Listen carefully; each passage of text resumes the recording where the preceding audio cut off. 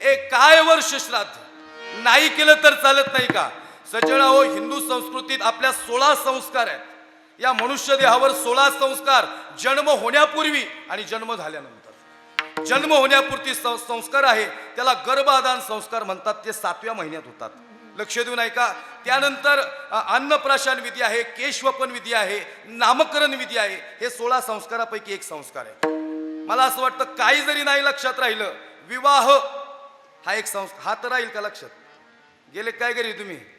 विवाह राहील का नाही? 16 संस्कारापैकी एक संस्कार आहे. तसंच 13वा आहे दशक्रिया आहे, अंतविधी हे एक शास्त्र आहे. याला श्राद्ध आहे. लक्ष देऊन ऐका. अंतविधी हे एक शास्त्र आहे, त्यातला 13वा हे एक शास्त्र आहे, 10वा हे एक शास्त्र आहे, दशक्रिया शास्त्र आहे, 14वा शास्त्र आहे. पण 14वा जो ब्रह्मचारी आहे त्याचा असतो, ज्यांनी लग्नच नाही केलं त्याचा 14वा आहे. 14वा आपला नाही. आपला फक्त काय होणार आहे? होणार आहे का नाही तुमचा? माझा होणार आहे. म्हणजे तुम्हाला विचारतो मी, मुसलमानाचा असतो तरी होतो आमच्यात. बघा बरं का, या कुटुंबाने पुन्हा एकदा जात धर्म पंथ भेद न करता मला बोलवलं, माझ्या विश्वास ठेवला, माझ्या वाणीवर विश्वास ठेवला. यासाठी यांचं खरंच धन्यवाद. सज्जन हो, पहा, आता मी सांगितलेलं कीर्तन सगळ्यांनाच आवडावा असा माझा काय दुराग्रह नाही, आणि सगळ्यांना आवडला असं बी नाही. काही एक गोष्ट अशी जगात कोणती नाही की जी सगळ्यांनाच आवडती. कुठं ना कुठं दोष आहेत, लक्षात घ्या. लोक देवाला नाव ठेवतात तर कीर्तन करायचं काय? लक्षात घ्या. त्यावेळेला कुणी ना कुणी म्हणणारेच आहे, हे ऐसा छोगाया वैसा छोगाया, हे काही ह्याला जमलं नाही, हे ह्याला पटलं नाही. नावं ठेवणाऱ्यांकडे लक्ष देऊन नावं ठेवणाऱ्यांना महत्त्व द्यायचं नाही. लक्ष देऊन द्या. जे चांगली म्हणतात ना त्यांच्यासोबत चालायचं. सांगणार आहे मी तुम्हाला, सगळीकडून बांधतो गणित, काय काळजी करू नका. पुण्यस्मरण म्हणजे काय लक्षात घ्या. का करायचं वर्ष श्राद्ध? हे 16 संस्कार. तसं आईच्या पोटात असताना आधीच संस्कार होता, 7व्या महिन्यात गर्भाधान संस्कार आहे. तसं हे वर्ष श्राद्ध आहे. पिंड पदावरी दिला आपुलिया करी, माझे झाले गया वर्जन आणि फिटले पितरांचे ऋण. या पितरांच्या ऋणातून मुक्त होण्यासाठी आहे. मग नाही केलं तर ते ब्राह्मण काका काय म्हणतात, 2 थेंब पाणी अंगठ्यानं कुठं टाका, इथं टाका. ना आपले पित्र कुठे आहेत? ते 1000 किलोमीटरवर आहेत. हे गरुड पुराण सांगतो तुम्हाला, माझ्या मनाचं नाही सांगत. 2 थेंब पाणी इथं टाकायचं आणि आपल्याला गेलेले पित्र 1000 किलोमीटरवर आहे. मग हे पाणी त्यांच्या मुखात कसं काय जात असेल? पिंडदान कुठं करायचं? पिंडदान इथं करायचं. आणि हे पिंडदान, हे अन्न त्यांच्या मुखापर्यंत कसं काय पोचत असेल? प्रश्न पडला का नाही? अलीकडची शिकलेली पिढी इथं प्रश्न उपस्थित करते. 2 थेंब पाणी इथं टाकायचं, हे कशासाठी करायचा? एवढा खर्च. कीर्तन कशासाठी? एवढा मोठा अट्टहास कशासाठी करायचा? याचा इफेक्ट नेमका काय? बघा, लक्ष देऊन ऐका. 2 थेंब पाणी इथं टाकायचं आणि आपल्या पित्रांपर्यंत कसं जात असेल? याच्या मागं कारण आहे. लक्ष देऊन ऐका. ते एक जण असं ते झऱ्यातलं पाणी असं बाजूला टाकत होतं. त्याला एक जण म्हणला, गड्या हे पाणी इथून इथं का टाकतो? म्हणला माझा ऊस आहे. म्हणला ऊसाला पाणी टाकतोय. म्हणला ऊस कुठे? म्हणला 5-6 किलोमीटरवर आहे. मग म्हणला, गड्या हिथं पाणी टाकून 6 किलोमीटर तिकडं कसं काय जाईल? ते म्हणला, तसं नसतं गड्या. मग तसं जात नाही ना. मग पित्र 1000 किलोमीटरवर आहे आणि काका म्हणतात 2 थेंब पाणी इथं टाका. तिकडं कसं जात्या? तुमच्या लक्षात येते ना मला काय सांगायचे? ह्याच्यावर अजूनही संशय निर्माण केला जातो की पित्र तिकडे आहेत आणि पाणी इथं टाकायचं. पित्र तिथे, पिंडदान इथं करायचं, तिथं कसं जात असेल? याला शास्त्र आहे आणि शास्त्राच्या परिभाषेत चालणारं हे श्राद्ध आहे. विठ्ठल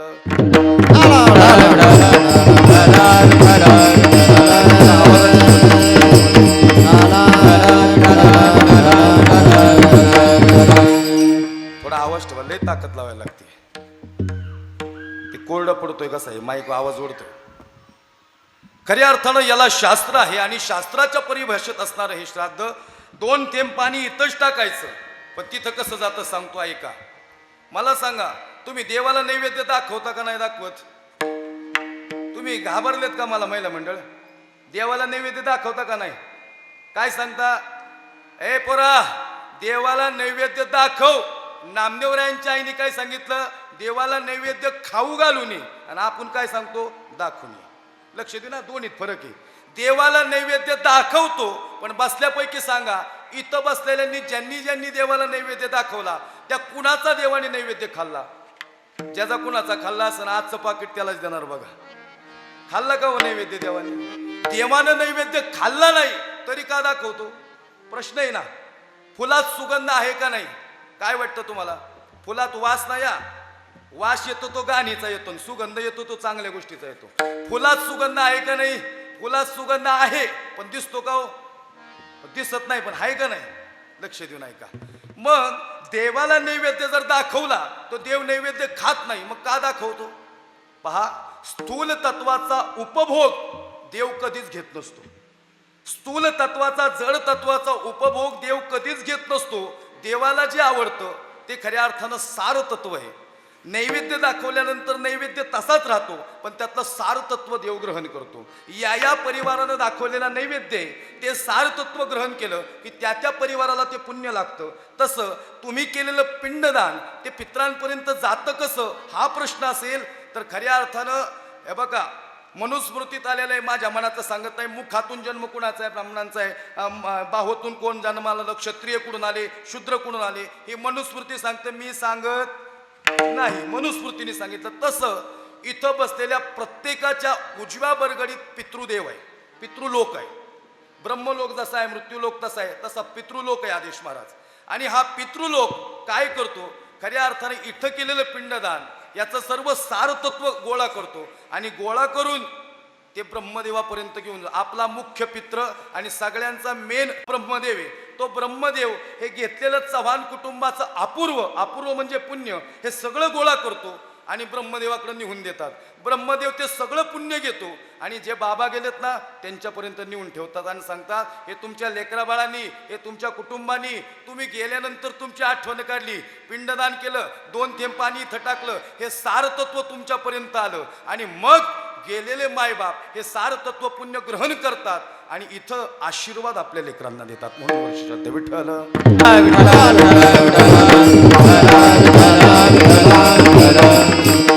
हे खूप महत्वाचं होतं कीर्तनाच्या प्रस्तावनेत. कारण की पुण्यस्मरण काय हे जर नाही सांगितलं शास्त्र, मला सगळं माहिती, काड्या किती असतात, काठ्या किती असतात, 10व्याला चोचका मारायची कावळ्यानी, सगळं गणित माहिती, पण त्याच्यातच एक तास जाईल. सगळं कीर्तन त्याच्यावर रेटल्यावर लोक परत म्हणते कुणी आणला होता येऊन. लक्ष देऊ नाही का? त्यामुळे आता कसं आहे, लोकांना थोडं चटकदार लागतंय, जरा चमचमीत भाजी लागते, नाही तर जेवण जात नाही लोकांना. तसंही त्याला कीर्तनात थोडा इधर उधर का बोलणं पडतंय गुरुजी. आणि प्रमाण बी घेऊ आपण, थोडंसं फक्त प्रस्तावना मांडवायची होती. ह्या बघा, ही परिभाषा आहे म्हणून हे इथं केलेलं पिंडदान तिथपर्यंत जात असतं. लक्ष देऊ नाही का? तुम्हाला मला कुलदैवत आहे, तुम्हाला मला ग्रामदैवत आहे, तुम्हाला मला या ठिकाणी कुलदैवत ग्रामदैवत आहे का नाही? तसं तुम्हाला मला पितृदैवत आहे. तुम्हाला कुलदैवत आहे का महिला मंडळ? कुणाचा मसोबा आहे, कुणाचा महादेव आहे, कुणाची देवी आहे का नाही? ग्रामदैवत आहे का नाही? जाता का तुम्ही ग्रामदैवताला? जाता का नाही? जावं लागतं. कुलदैवताला जर नुसतं म्हणले येणार आहे यंदाच्या वर्षी, लय काम निघालं गेलेच नाही तर गडबडी डायरेक्ट घरात सुरू होत्या. आणि मग किती देवाचं बघा, कुठल्या चेटू कुठली करणी काम नाही करत. कुलदैवत वाट बघत असतं आपल्या गाड्या, ह्यांनी माझी आठवणच काढली नाही, ते तिकडं वाट बघतात. ग्रामदैवत वाट बघतात. तसं आपलं पितृदैवत आहे ते भाद्रपद महिन्यात जेवण काय हे पित्र काय जेवू घालतात, याला कारण आहे ते पित्र तिथं वाट बघतात. हे पिंडदान केलं की पित्र सुखवतात आणि घरात समाधान मिळतं. म्हणून वर्ष श्राद्ध विठ्ठल.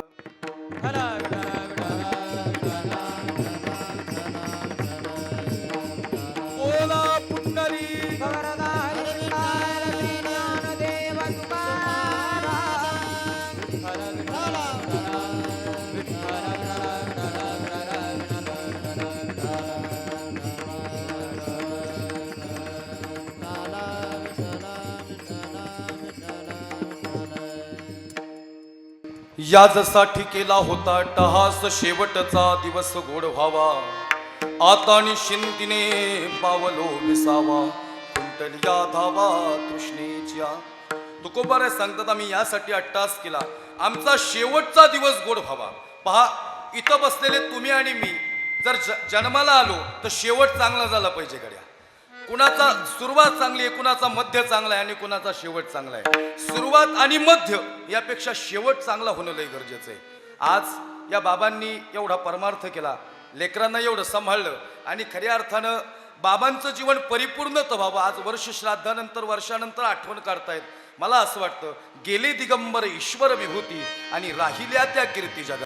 गेले दिगंबर ईश्वर विभूती, गेले दिगंबर ईश्वर विभूती,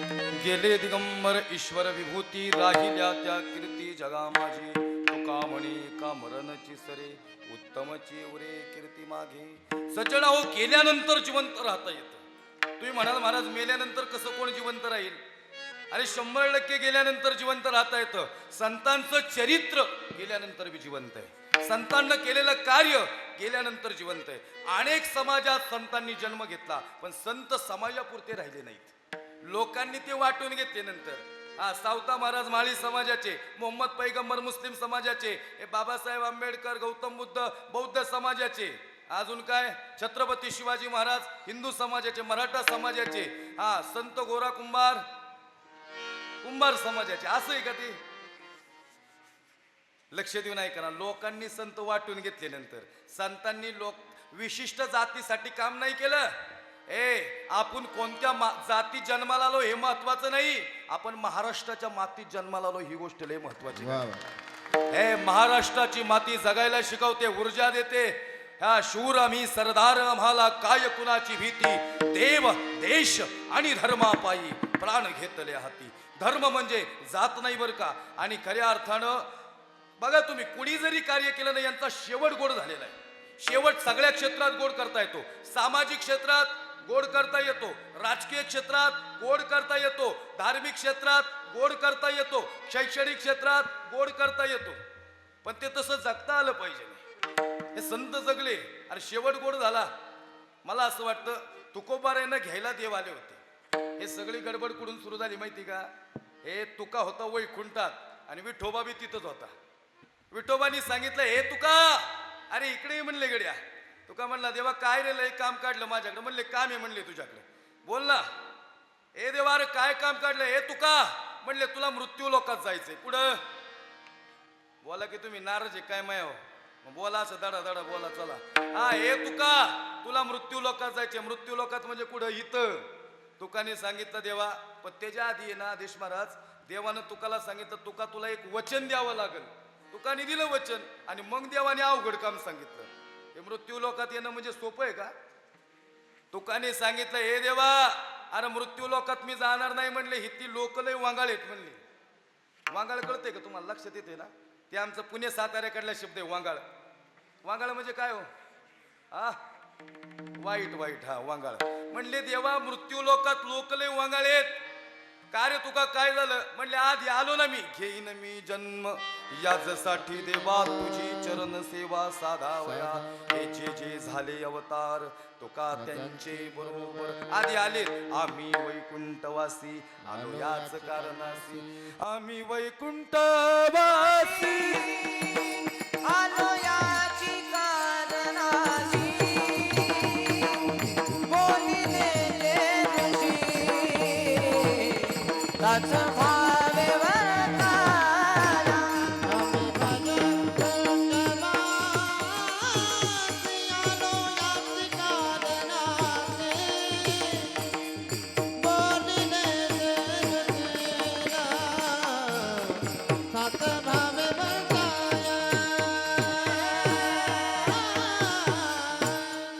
वाजवा टाळी एकदा असं प्रमाण ए आम्ही वैकुंठवासी आलो याच कारणासी सज्जन हो संत कशासाठी आले झाडू संतांचे मार्ग आणि आड राणी भरले आड रानातून भरलेला जगाला बाहेर करण्यासाठी संत आले तुकोबाराने सांगितलं हे देवा अरे मृत्यू लोकात मी जात नाही म्हणले ती लोक लय वांगाळेत ह्यांच्यातला एखादा मोठा व्हायला लागला ना त्याचा पाय माग वळतात ती त्याच्यात जर कुणी शान व्हायला लागले ना लोक म्हणतात तो लई शान आहे वय एकटाच लई शान आहे का बरोबर माग वळतात एक कलिकामय या का इकडं तुमच्याकडेच नाही इकडं संप्रदायात बी असले ह्याच्यात एखाद्याचा मोठा व्हायला लागला आणि त्याचं लय नाव व्हायला लागलं ना बरोबर त्याला रिवर्स वाढतात सांगतो तुम्हाला कसं वाढतं माझं कीर्तन मोकळं असते मैक्या किस खोटारता विरताने मी या मातीशी नाळ जोडलेला माणूस मी लई निहारे वर्ष श्राद्धाचं कीर्तन म्हणून लक्ष देऊन ऐका मला सांगायचंय काय तुकोबारांनी सांगितलं देवा मृत्यू लोकातली लोक लय वांगाळेत ती एकामेकाचा पाय खरं आहे का खोटे होई एखादा चांगला आपल्यातला पुढे जायला लागला ना बरोबर त्याला रिटर्न वाढतात लय खतरनाक आहे देवानी सांगितलं तुका अरे लोक वांगाळ आहेत त्यांना सरळ मार्गाला दाखवायचे म्हणून तर तुला जायचे अरे मला माहिती आहे ती वांगाळ आहेत मीच बनवलेत ती चांगली बी बनवली पण चांगल्याला डिवचायला वांगाळ बी पाठवली नाही तर चांगली तशी चांगली राहिली नसती, चांगल्यांना लय अहंकार आला असता. म्हणून कुणीतरी डिवचाय पाहिजे आणि त्यांना पुढे जायला कुणीतरी मार्ग दाखवाय पाहिजे ना. म्हणून अशी डिवाचणारे काटे बी तुका मी पाठवल्यात. पण ते काटे परत चांगल्या लोकात ट्रान्सफर करण्यासाठी, परिवर्तन कन्वर्ट करण्यासाठी तुला पाठवायचे. जाशील तुका? तुकाने सांगितलं देवा, या अभंगाची पूर्वपीठिका मांडतोय. देवा जाईल बर का, पण 2 गोष्टी तू देशील तर मग मी निघल. काय मागितलं? 2 वचन दे देवा. देवानं तुकाला वचन दिलं. तुका, अरे माग ना. कुणाला मागतो? अरे मला. अरे देवा तुलाच मागतो, देणार. अरे बोल.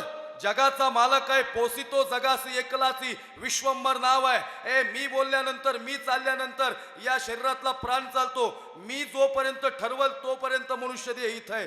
एकदा मी दोरा कापला, त्याचं प्रेम आहे म्हणून तुम्ही इथं बसलात आणि मी इथं कीर्तन करतोय. त्यांनी प्रेम काढून घेतलं ना, एका क्षणात बी क्षणभंगूर नाही भरवसा. लक्ष देऊ नाही का? त्याचं प्रेम आहे. तुका, हे झाडाचं पान पडतं ना तुका, इथं सत्ता फक्त माझी आहे, इथं बाकी कुणाची सत्ता नाही. तुका, अरे हे शरीर चालतं ना, या चालणाऱ्या शरीरावर पण माझी सत्ता आहे. चाले हे शरीर कोणाची सत्ते, कोण बोलविते हरिवीर. देखावी ऐकावी एक नारायण, देखावी ऐकावी एक नारायण, देखवी ऐकावे एक नारायण, देखवी ऐकावे एक नारायण. कायाते भजन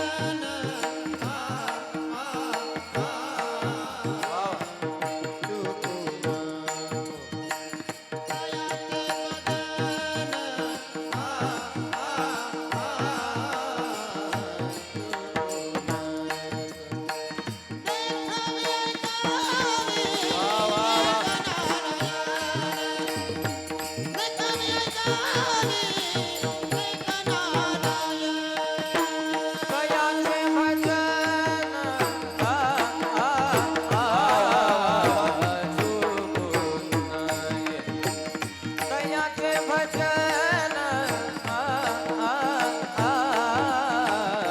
चुकून नये. देखवी ऐकावी एक नारायण, देखवी ऐकावी एक नारायण, एक नारायण, एक नारायण. वा वा, टाळी वाजवा, टाळी. एकदम भारी जोड आहे तुमची. आवाज बी सेम टू सेम आहे, काहीच फरक नाही. ते जुळलं, एवढं जुळायला लय अवघड आहे. नाही तर हे जुळवा जुळवी लय अवघड आहे. इथं लय दिघा नाही. ही तरी किती एक एकमेचे आणि दुश्मन राहते लोक. म्हणजे हे आमच्या आदेश मानाची मंडळी सगळी जीवाभावाची आहेत आमची. पण हिथं जर एखाद्याने ठरवलं ना चुकवा चुकवी करायची, लगेच चुकावतोय गडी. आता ही जरा काही डिले काशाची नाही, ती एकदम तरबेज आहेत. किती गोडवा आहे गाण्यात, किती शब्द माधुर्य एवढे की गायलेले शब्द आपल्या कानावर स्पष्ट ऐकू येतात. नाही तर गाणाऱ्यांचं लय गणित एवढा आरडतो कुणाला कळूनच कळतच नाही. म्हणून लोकांना वाटतं यो काकडा चालला की लोक काकडायला लागतात. याचा काकडा ऐकून. हे गाणं म्हणजे काय सोपं नाही गड्या. हे गायन लय अवघड आहे, ही कला लय दुर्मिळ आहे, हे वादन हे अवघड आहे. म्हणून तुम्हाला टाळ्या वाजवायला सांगत असतो प्रमाण झाल्यावर. बाकी याच्या मागचं कारण काय नाहीये. अहो नाही, ते शब्दच कळत नाही हो. एवढं फरफाटल्यागत गात्यात काय नारढ्याने आरडतात. कारण नारढ्याने आरडायचं नसतं, हे गळ्याने गायचं असतं. लक्षात घ्या. गातो तो गाळा आणि आरडतं ते नरड. लक्ष देऊ नाही का? चांगले गायक आहेत, एवढी सांगड बसवणं सोपं नाही. तुम हे करके मै बी बिंदास आहे आज. आता तुम्ही असल्या मी कायला तोंड घालीन मध्ये गायचं. मै बी झटकं मारता बीच मॅच मी. देखवी ऐकवी कळलं पाहिजे, गाताना कळलं पाहिजे. माहिती का? नाही तर गाण्याचं लय अवघड झालं. काय माहिती का? हे माईकचं सगळ्यांना संधी मिळली पाहिजे गायची. आता कसं हे अल्टरनेट गात आहेत दोघं एकमेक. हे एकाने प्रमाण म्हणलं की ते एकमेकांना रिस्पेक्ट देत आहेत. नाही तर हितला रिस्पेक्ट संपत चाललेला आहे. ज्याला त्याला शिरजोर करायचे, त्याला दाखवायचे मी लय भारी. त्यात बारी दाखवून, अरे तिथं काय दाखवतो? देवाला दाखव तुझा परमार्थ किती बारी. जो बघल हा इथं बारी कोणी चांगलं कोणी. तुझा जर परमार्थ अंत करण्यात असेल ना, तर विठोबा न्याय करीन तुझ्या परमार्थाचा. लक्षात घ्या. न्याय करणार. तुका म्हणे तुला सोडविना कोणी, एक चक्र पाणी वाचवलं, त्याच्याशिवाय कोणी सोडू शकत नाही. लक्षात घ्या. नाही ते लय गुदळे हो. तुम्हाला सांगतो, गाव भजनी तर एवढे खतरनाक आहेत, लय भयानक भजनी. ते दुसऱ्याला माईकच जाऊन देत नाहीत अजिबात. काकडा बी त्योच म्हणतो, हरिपाठ बी म्हणतो, सगळी प्रमाण म्हणणार. आणि ज्याला जे स्वरात नसते, ज्याला गायचं लय नॉलेज नसते ना, त्यालाच माईकचा लय नाद असतोय. बघा बघा तुम्ही गाव लगेच त्याच्याकडे बघू नका, इकडे कुणी असेल तर मायावर लोड येईन लगेच. विठ्ठल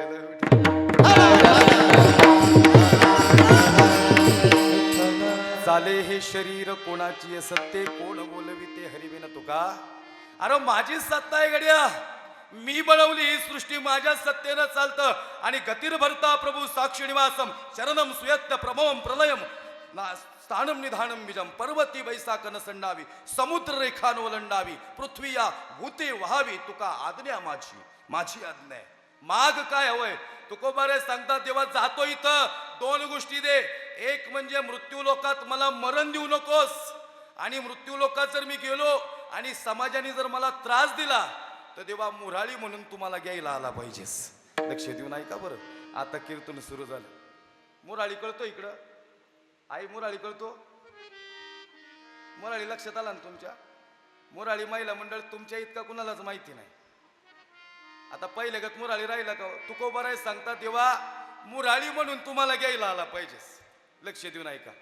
आता मुराळी राहिलाय का तसा, मुराळी तसाची, पण वाट बघणारी तेवढी उत्कंठा नाही राहिली. पूर्वी ती लेक अशी भाकरी टाकत बसायची, लई प्रेम बापाविषयी. हे महिना झालं लग्न झालं, लय बापाची आठवण यायला लागली, डोळे भरून यायला लागले. सासूबाई इकडं तिकडं चक्कर मारता मारता म्हणते सुनबाई अगं का ग डोळे भरून आले.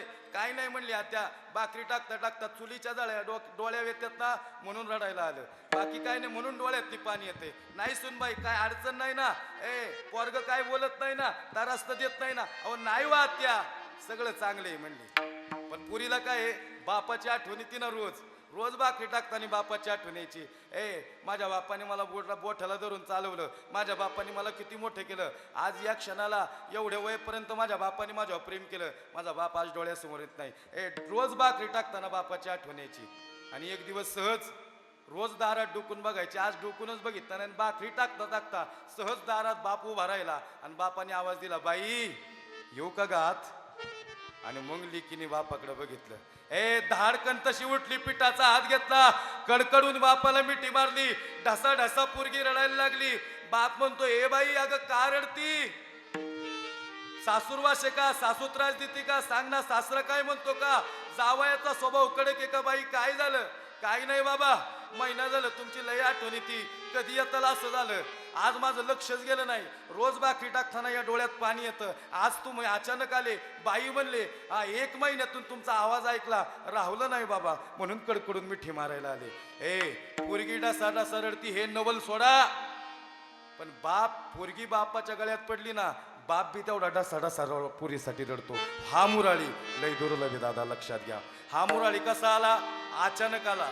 तसा तो मुराळी आपल्याला घ्यायला अचानकच येतो, लक्षात घ्या. अरे सांगून येतो तो मुराळीच नाही, न सांगता येतो तो मुराळी, न सांगता तुम्हा कळू येते अंतर. विठ्ठल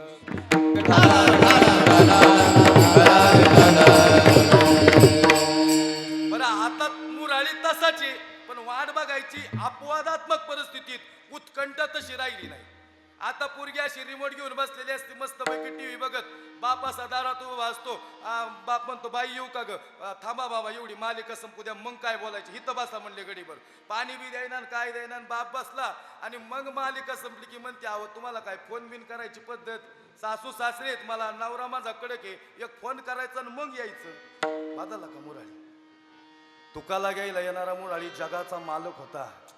तुका अरे जा ना, अरे मी येणार आहे, माझं नामस्मरणाचं महत्व समाजाला सांग. तुका तुझा शेवटचा दिवस गोड करायला तुझा विठोबा तुला घ्यायला येणार आहे. विठोबा दोनदा येतो, एकदा देहातला प्राण घ्यायला आणि एकदा देहातल्या अडचणी सोडवायला येतो. बरं विठोबा विठ्ठल.